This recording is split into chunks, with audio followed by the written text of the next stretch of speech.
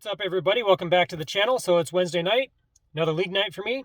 Last week shot really well. I shot my highest series of 707, so I was really stoked about that. Gonna have the same game plan going in tonight, see if we can make it work.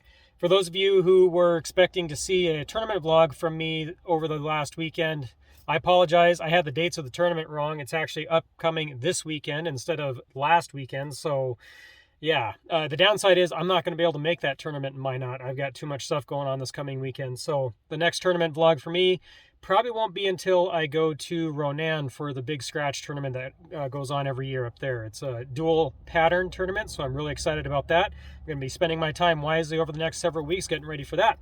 Anyway, let's get inside, get warmed up, and see what we can shoot tonight.